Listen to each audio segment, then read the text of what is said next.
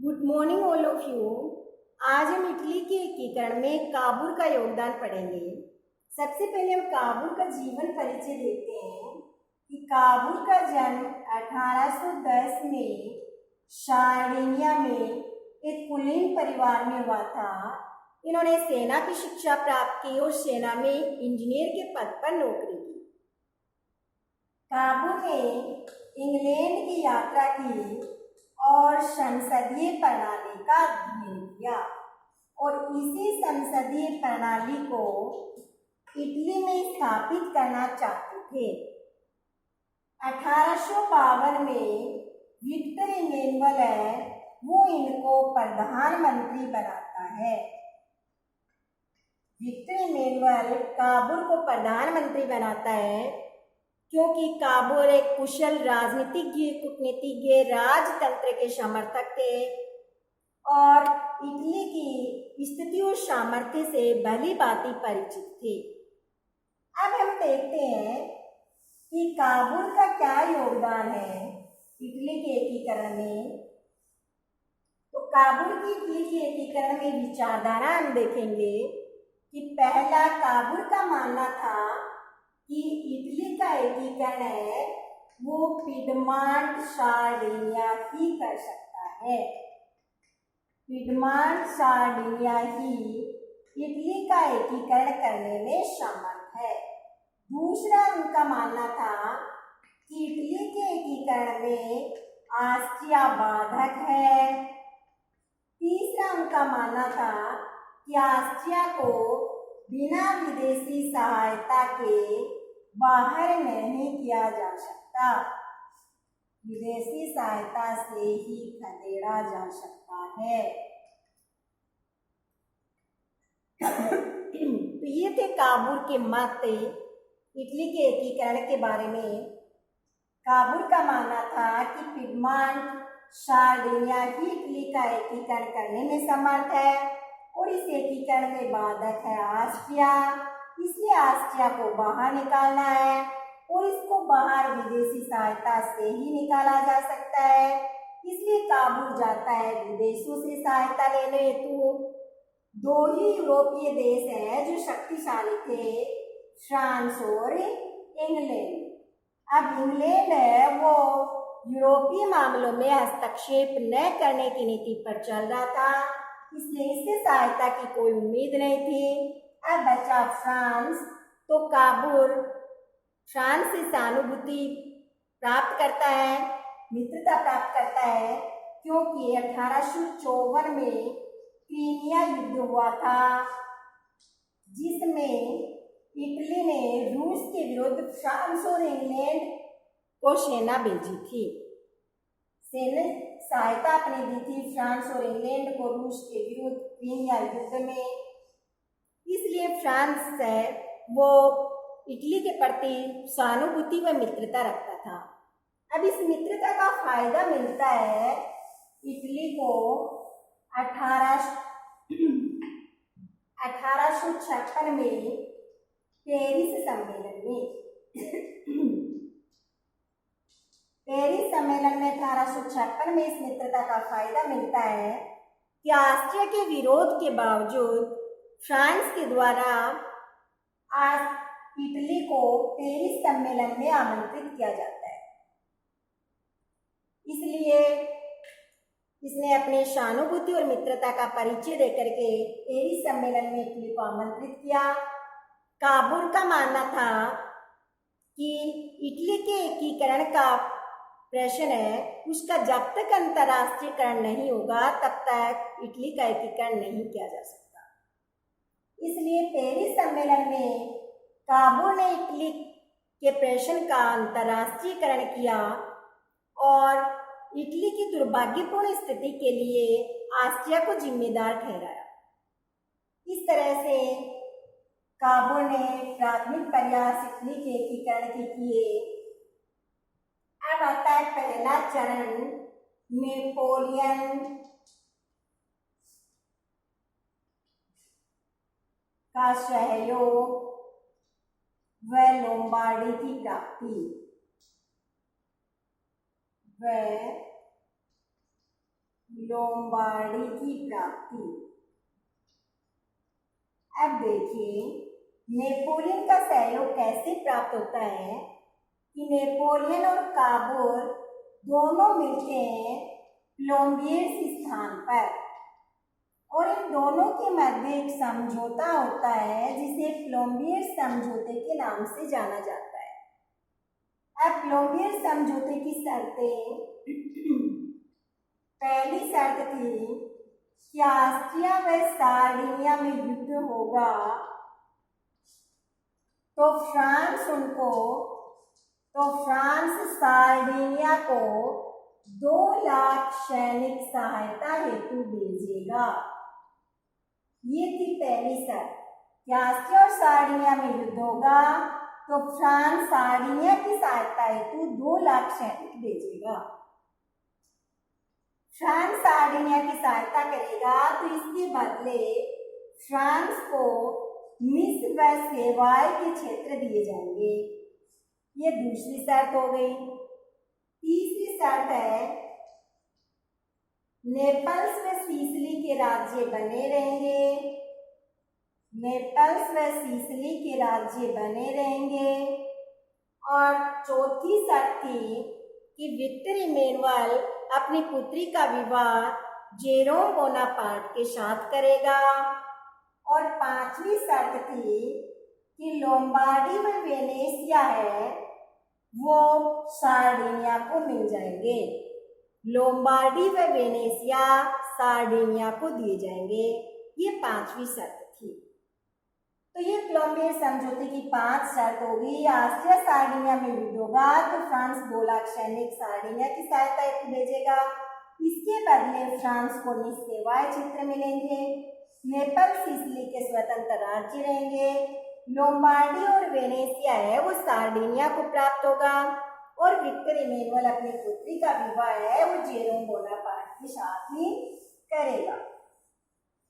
अब क्या होता है, इस समझौते में तय किया गया कि ऑस्ट्रिया को आक्रामक बनाया जाए, जिसमें ऑस्ट्रिया को भड़काया जाए जिससे ऑस्ट्रिया आक्रामक लगे और सार्डिनिया है वो आत्मरक्षा के लिए लड़ता हुआ प्रतीत हो। इस हेतु काबुल क्या करता है, मस्क व कराटा प्रांत है इनमें विद्रोह कर देता है और 23 अप्रैल 1859 को ऑस्ट्रिया के द्वारा 3 दिन का अल्टीमेटम दिया जाता है। 29 अप्रैल 1859 को फ्रांस है वो सार्डिनिया के पक्ष में युद्ध की घोषणा कर देता है। अब फ्रांस सार्डिनिया की सहायता से ऑस्ट्रिया पर आक्रमण करता है। ऑस्ट्रिया की लगातार पराजय होती है, लेकिन इसी समय फ्रांस है वो सार्डिनिया को बिना बताए युद्ध से अलग हो जाता है और ऑस्ट्रिया के सम्राट जोसेफ से मिलता है और वहां पर युद्ध विराम की घोषणा करता है और विला फ्रैंका समझौता करता है। विला फ्रैंका समझौता, विला फ्रैंका समझौता। अब इस 1859 में ही होता है, 11 जुलाई 1859 को। अब क्या होता है कि विला फ्रैंका समझौते की शर्तें, पहली शर्त थी कि लोम्बार्डी सार्डिनिया को मिलेगी, वेनेसिया ऑस्ट्रिया को मिलेगा और मध्य के राज्य हैं परमा मेडोना वो स्वतंत्र रहेंगे। पोप के राज्य स्वतंत्र रहेंगे। ये हुआ विला फ्रैंका समझौता। इस विला फ्रैंका समझौता के बाद काबूल वो नाराज हो जाते हैं, निराश होते हैं और त्याग पत्र दे देते हैं। इसके बाद विक्टर इमैनुअल वो फ्रांस व ऑस्ट्रिया के साथ मिलकर फ्रांस और ऑस्ट्रिया इन दोनों के साथ मिलकर के नवंबर 1859 में ज्यूरिख की संधि करते हैं। ज्यूरिख संधि नवंबर 1859 में फ्रांस ऑस्ट्रिया के साथ विक्टर इमैनुअल फ्रांस और ऑस्ट्रिया के साथ मिलकर ज्यूरिख संधि करता है। और इस ज्यूरिख संधि की शर्त क्या है? इस ज्यूरिख संधि में विला फ्रैंका समझौते की पुष्टि की जाती है।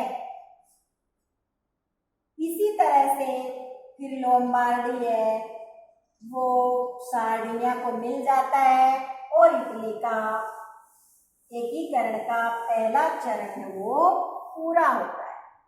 अब दूसरे चरण में आते हैं मध्य राज्यों का विलय। मध्य राज्य थे परमा, मोडेना, टस्कनी या अश्कनी, रोमोगना, बोलोगना,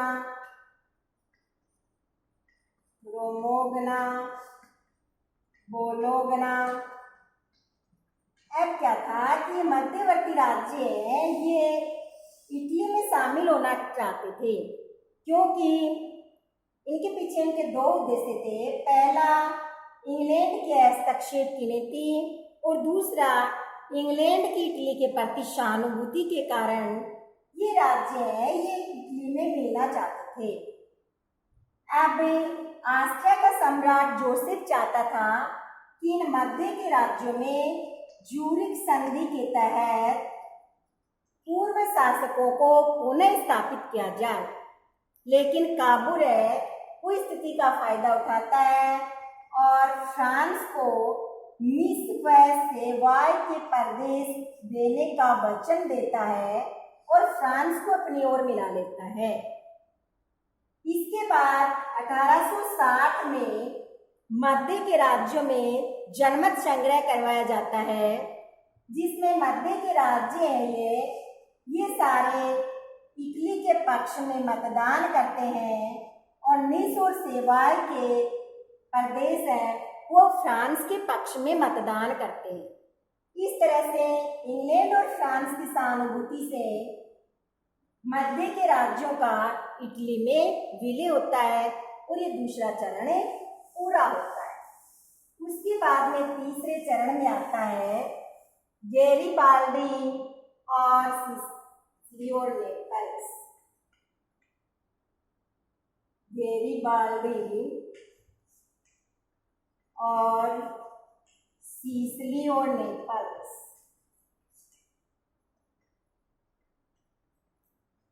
गैरिबाल्डी है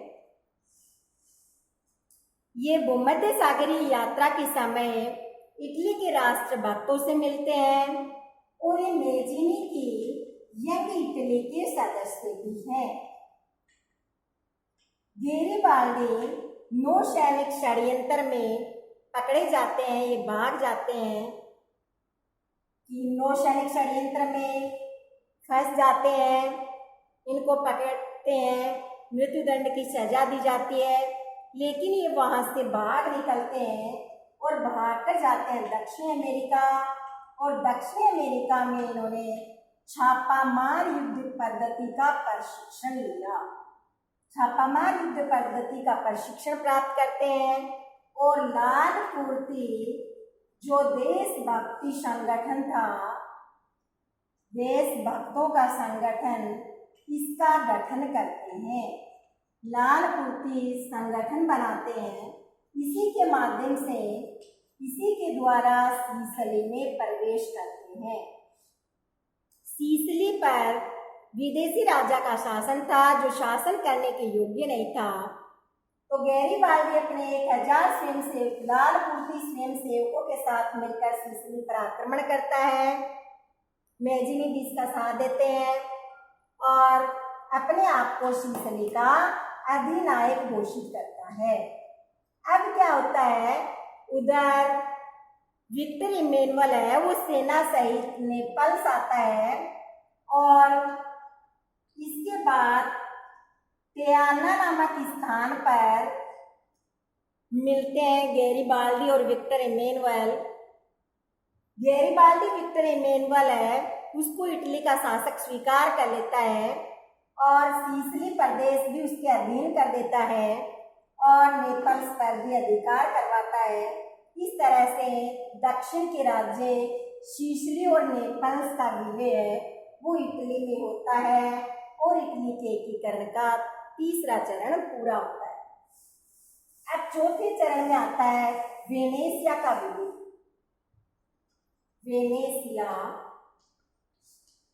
इधर देखिए 1866 में पर्सा ऑस्ट्रिया युद्ध होता है और इस पर्सा ऑस्ट्रिया युद्ध में इटली है वो पर्सा का साथ देती है। सैन्य सहायता है वो इटली के द्वारा पर्सा को दी जाती है। उसके बाद ऑस्ट्रिया को पराजित किया जाता है और पर्सा और ऑस्ट्रिया के मध्य प्राग की संधि होती है। प्राग की संधि के तहत वेनेशिया है वो इटली को दे दिया जाता है। इस तरह से इटली के एकीकरण का चौथा चरण पूरा होता है। वेनेशिया इटली को मिल जाता है। अब रोम का विलय। इटली की स्थिति रोम के बिना वैसी थी जैसे हृदय के बिना शरीर की होती है। अब रोम पर पोप का अधिकार था। पोप की सुरक्षा के लिए फ्रांस की सेना मौजूद रहती थी। अब देखिए परिस्थितियां फ्रांस के विपरीत होती है कि फ्रैंको पर्शियन युद्ध होता है 1870 में। 1870 में फ्रैंको पर्सा युद्ध होता है और इस युद्ध में फ्रांस है वो अपनी सेना पोप से रोम से हटा करके इस युद्ध में ले जाता है, लेकिन यहाँ ये पराजित होता है और इटली इस स्थिति का लाभ उठाती है और इटली के द्वारा रोम पर अधिकार कर लिया जाता है और रोम को संयुक्त इटली की राजधानी बनाया जाता है। इसी के साथ इटली का एकीकरण पूर्ण होता है।